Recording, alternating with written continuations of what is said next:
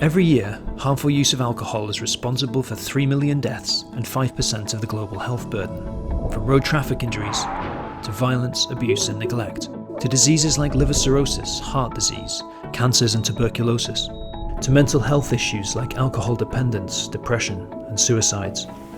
But what can we do about it? Well, the WHO's global strategy, endorsed by member states, aims to reduce the harmful use of alcohol.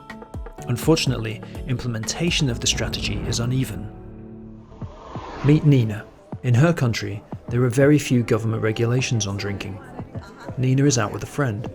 The alcohol is cheaper than bottled water, and the bar stays open till 4 AM, so people are encouraged to stay out late and drink more. Nina's friend falls and hurts herself. Now meet Amya. Her government has introduced pricing measures on alcohol, and there's a mandatory closing time for bars, which means Amya and her friend leave for home at midnight.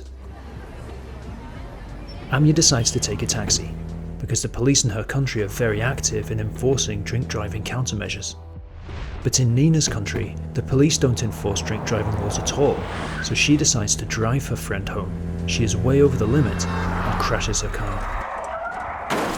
Nina and her friend are taken to hospital, using up the time and resources of busy nurses and doctors. Nina's injuries aren't serious, and once they're patched up, she is released immediately. But when she gets home, she is told that her friend died in the car crash. In Amya's country, if people display signs of problems with drinking alcohol, they are offered help early. Amya's country also has restrictions on alcohol advertising, unlike Nina's, where young people can be persuaded to drink to excess by cleverly targeted commercials. If governments implement the WHO's Safer initiative, they can change people's relationship with alcohol, making our world less like Nina's and more like Amya's. Be safer.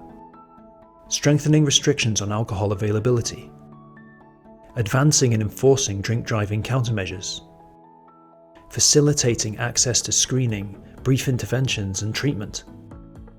Enforcing restrictions on alcohol advertising. Raising prices on alcohol through taxes and pricing policies.